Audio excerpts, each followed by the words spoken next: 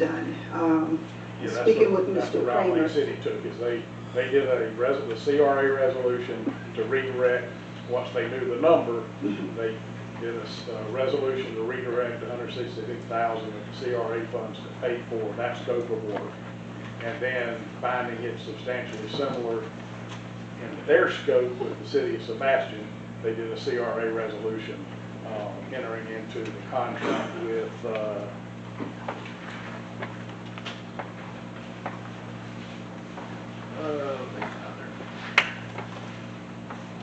Inspire Placemaking Collective. So I will obtain then the, in conjunction with the council looking at the issue, and then CRA, I'm sure will look at the issue. I'll go ahead and make contact and work with Nick to make contact with the city of Sebastian to get what we need to look at to see if piggyback is even an option. If we determine that it's not, then we'll bring it back and request a vote for an RFP. So right now, so what do I need to make a motion that or we just leave it as? Well, we got, Nick and I have over 60% of it already done, so we'll go ahead and determine if piggyback's an option, and then that will give the council and or the CRA board, depending on which way we go, the ability to determine whether we can vote on a piggyback or not vote on a piggyback. If you can't, then we can vote to have an RFP issued for the same scope of work that we need. Okay. All right, thank you, thank you. May I ask you a question, Mr. President? Yes, absolutely. This came up when I was on council, and Mr. Curtis will recall.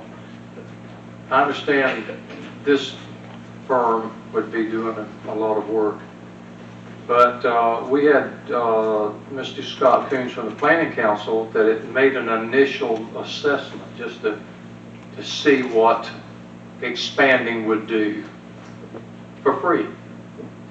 And I think based on what he discovered, $166,000 would take about 20 years to recover that if you expanded based on what he did. Now that doesn't mean that this would be the same, because it might be different areas. But I do recall that. Do you remember that, Mr. Curtis? It would take a long time. In that study, most of the areas actually selected lost value. They lost value. Lost value, which would be the opposite. So it would just need to be a much better selection this time and more focused, if it's possible. But my question would be, could the Planning Council at least give you, they can't do the extensive work that this company can do. But I've known Scott Coons since 1980, and he's been doing this. He was, when the county adopted the initial land use plan and all of that, he was there at the Planning Council then, he's still there. He could probably tell you in your sleep about how, get pretty close to what it would do. I would just suggest, wouldn't be a bad idea to have him maybe take a look at it, talk to you. Doesn't hurt, doesn't cost anything. Well, you know, I'll explore any avenue for these permits. That's just a thought. I'll let Nick follow up with Mr. Coons, and then I'll go down my trail of at least getting the initial information we need from the city of Sebastian, and then we'll have all avenues to debate. Sounds good. But Nick's been working real hard on it. He's setting in the right path, and so we're starting to get the information we need. Right. Thank you, Nicholas. All right, Mr. Robinson, is that? That is all that I have, I believe. Thank you so much. All right, item 6, Mr. Sessions. First off, I just introduced these pictures to y'all. This is a vehicle that come to our attention in the last day or so, that Ring Power's selling a few of these, and I'd like for y'all to give me the ability to at least go look at it to determine if we could buy it. It's a very expensive vehicle that's a good possibility we can buy it for $33,000, and I think it's well worth it. It's a F450 with a diesel motor. It's got a welder, compressor, and a heavy-duty crane on it. And as you can see by the picture, it looks almost brand new. It does have 80,000 miles on it, but think it'd be well worth us spending the money on it to go get it if you will allow me to go look at it. Mr. Sessions, there's, any kind of warranty? No, there's not a warranty because it's past warranty, but the way I see it is that since it's a ring power vehicle, I'm pretty sure they've taken good care of it, and also if it had any defects along the way, they probably already fixed them. All those diesel, all right, 80,000 miles. And what year you said it was? It's a, 2019? Yeah, 2019. All right, as far as my experience in car sales and truck sales and all of that, I mean, that's not a bad price whatsoever. And you're getting all this equipment, it's already decked out. And I worked at the Ford place.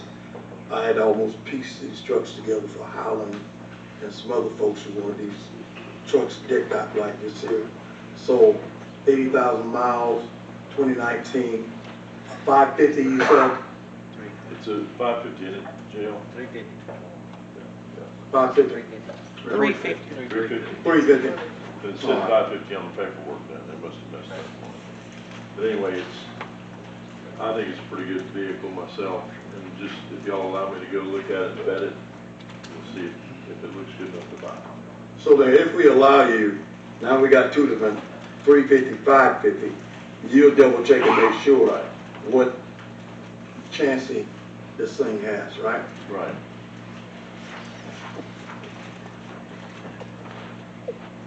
Are we able to make a motion, Mr. Attorney, on this? Yes, that'd be a consensus item. Gonna have a mechanic check it? So, I think that would be a part of the protocol. Yeah. All right, so we'll just do a consensus check, roll call. Mr. Alford? Excuse me, please. What is that thing We can, y'all talking about? It's a service truck. A service truck? It's got all kinds of equipment on it. It's in very good shape, and it would work well for a public works operation. All right, Mr. Alford was, Yes. all right. Use it for maintenance. yes. Yes, and Mr. Jones? Yes. And Mr. Campbell is a yes as well. So, authorize you to go and look at it and make a determination using your best judgment. All right. Thank you very much. I appreciate it. All right, item A. Oh, one more thing. Hold on. Larry, we gave you permission to go. Will you be taking a mechanic with you? I'm gonna take JL and one of our mechanics with me, yeah. Okay.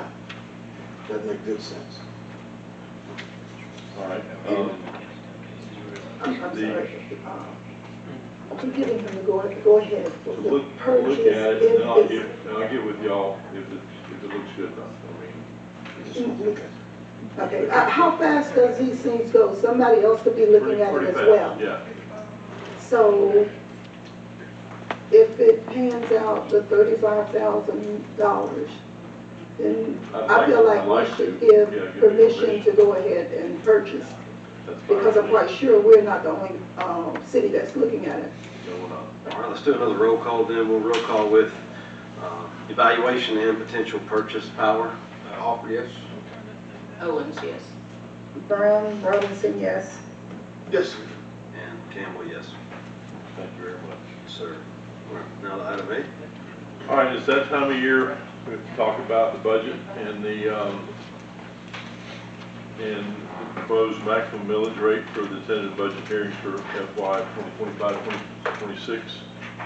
And last year we were at 9.5. The rollback rate this year is at 8.9452. My recommendation is definitely not go all the way to the rollback rate, but not stay as high as a 9.5. I would recommend about a 9.25.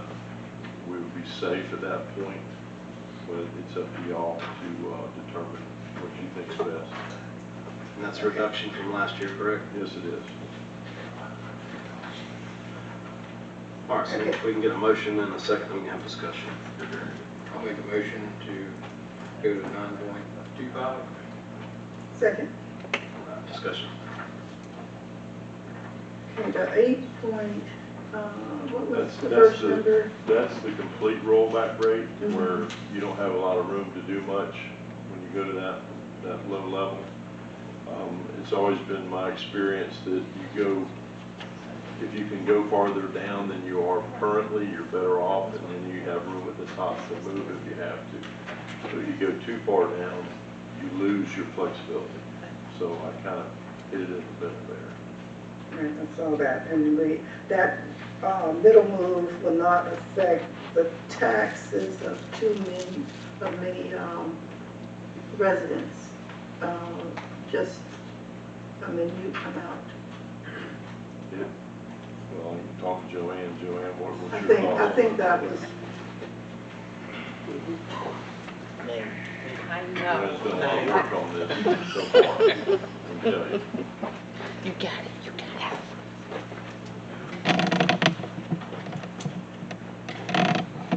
Good evening, Joanne Luther, Finance Director.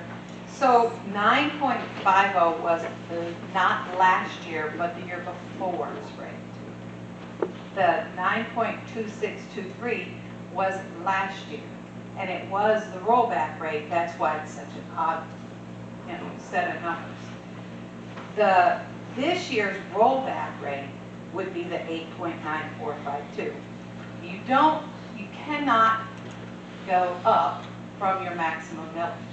So this is just a very tentative rate, and you have the ability to come down because you'll have a vote in September 2 times for your millage rate. This rate that you pass tonight will go on the notices to the residents. If you propose the 9.2623, the households that didn't have a change in their value will have the same tax bill as last year. You've had new construction and other changes in, that's what increases. The value increased overall in the city, so that's those tax bills would see a new rate because they weren't there before, or a little difference if they did additions to their homes. The 8.94 gives the city the same dollars overall that they had last year, and that's why it's called a rollback rate. But it's your choice at this point, so that you set the rate that will go out on the notices. Any further questions, discussion? Right, hearing none, we'll do, all in favor? Aye. Opposed, like sign? Millage rate is set. Now we need a discussion for a date for a tentative budget hearing. So we need a couple in August for sure,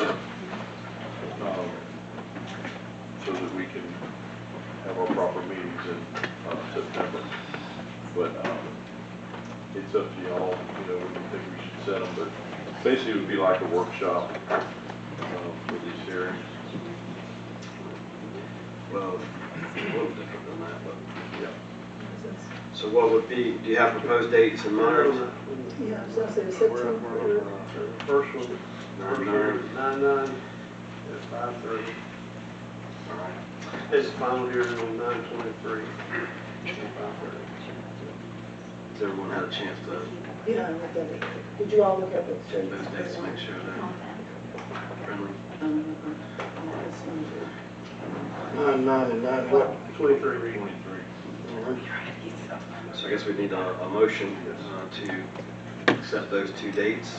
I make a motion that we accept the 2 proposed dates for our budget hearing. All right, motion and second, any further discussion concerning the 9/9 at 5:30 and 9/23 at 5:30? All right, hearing none, all in favor? Opposed, like sign? All right, those are the dates set for the tentative budget hearings in September. C, we need to do a budget workshop date time, which would be prior to that, so that we can discuss the budgets and see what we need to be doing. Does that need to be accomplished in August or I July? would say it should be in August sometime. Joanne, when did you say you would be back? Oh, I'll be back like the 30th. the 29th or 30th of August, When are you going? like the 22nd of August. No, July. I was gonna I'll say, be I back, thought it yeah, was I'm July. sorry. Yeah. I'm going in July. Right, so You were talking in July so before. is this something that we need to allot a specific amount of time for, or I don't is know an how long. hour sufficient, or I'm trying to see if we can do What it have we been typically coinciding doing with a... in a workshop? If we could try to avoid the conversation that takes place between yourself and the audience, because that, we just call it a podium meeting, far easier.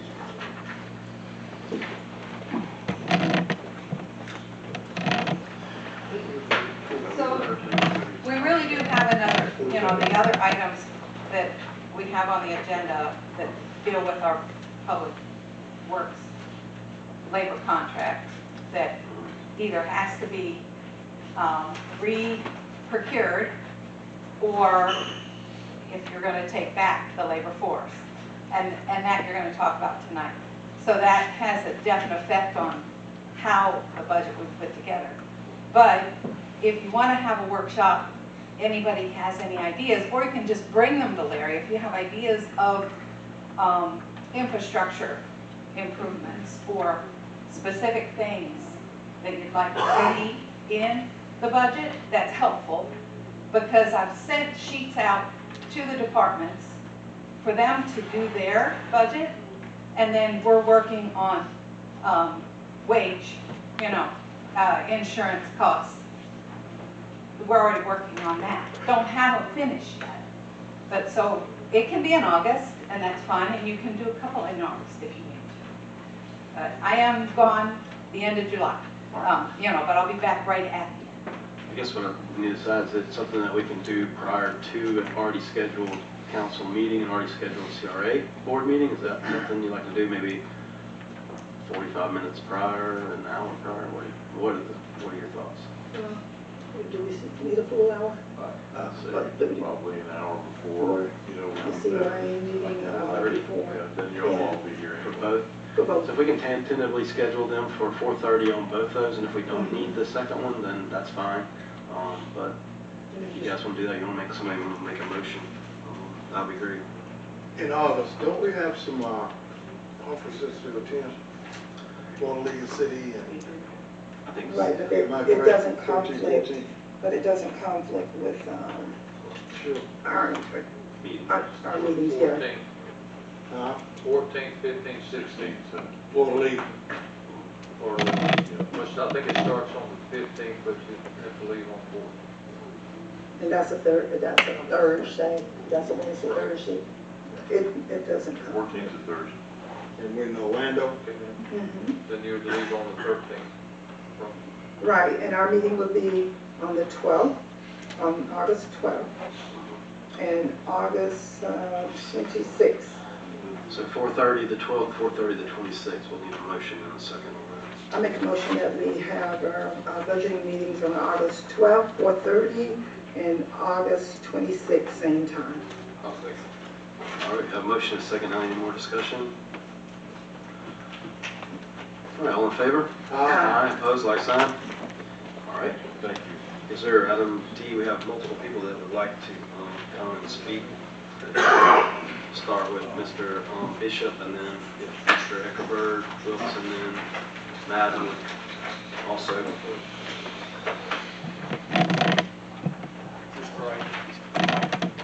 Sir? Yes, sir. Good evening. Greg Bishop, Tallahassee, Florida. I'd first like to recognize the women and men from H2O Innovation that have come here tonight in support of these efforts. Thank you very much. Again, I'm from Tallahassee. I'm the managing director of our company. And I remember 4 years ago, Mr. Williams standing in front of the council tonight announcing the selection of H2O Innovation to be your contract operations partner. And at the time, Mr. Williams and the city in particular was looking for stability in the operations of the water and sewer department, and accountability, and then also predictability.